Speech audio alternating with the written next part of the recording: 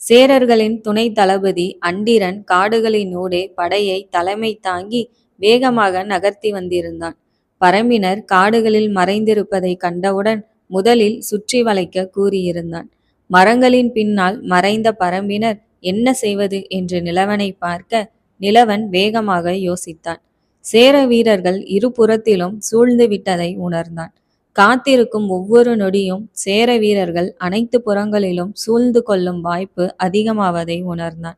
பின்புறத்தில் மரங்களின் மறைவிலிருந்து அம்பெய்யும் சேர வீரர்களை வீழ்த்தி வெளியேற்றுவது கடினம் என்று நினைத்தான். காடுகளை விட்டு வெளியேறி வெட்டவெளியில் நுழைந்து கூடலன் சென்ற வலப்புற பாதையில் முன்னேறுவதே சரியான செயல் என்று தோன்ற, வாருங்கள் என்று கத்திவிட்டு வெட்டவெளியை நோக்கி பாய்ந்து செல்ல மரங்களில் மறைந்தவாறே பரம்பினர் பின்தொடர்ந்து ஓடினர்.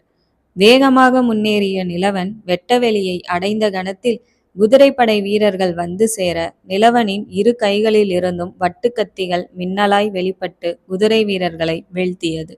இளங்கீரனும் நிலவனுடன் இணைந்து வட்டுக்கத்திகளை வீசத் தொடங்க கவினும் மற்ற இளைஞர்களும் அம்புகளை விடுக்க துவங்கினர்.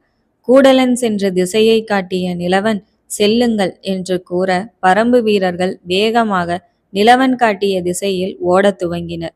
இளைஞர்கள் சேரப்படையை தடுத்து நிற்பதைக் கண்ட சில பரம்பு வீரர்கள், நீங்கள் போங்கள், நாங்கள் பார்த்து கொள்கிறோம் என்று கூற, சில நொடிகளில் வந்து விடுவோம், செல்லுங்கள் என்று நிலவன் உரக்க கூறினான்.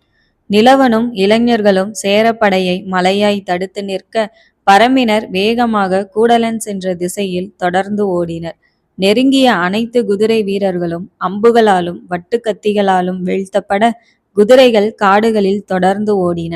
நிலவனும் மற்றவர்களும் வேகமாக பின்னேற முயன்ற போது இடப்புற காடுகளில் இருந்து சீறி வந்த அம்பொன்று கவினின் முதுகில் பாய்ந்து அவனை வீழ்த்தியது. கவின் தடுமாறி சாய நிலவன் முன்னேறி தாங்கி கொண்டான். காடுகளில் இருந்து தொடர்ந்து அம்புகள் வர இளங்கீரன் குறுக்கே வந்து வெகு வேகமாக வாட்களை சுழற்றி அம்புகளை சிதறடித்தான். கவினின் வாயில் குருதி வெளியேற, நீங்கள் செல்லுங்கள் என்றான் கவின். குதிரைப்படையை தொடர்ந்து ஓடி வந்த சேர விற்படை வீரர்கள் ஏராளமான அம்புகளை எய்ய மேலும் சில பரம்பினர் வீழ்த்தப்பட்டனர்.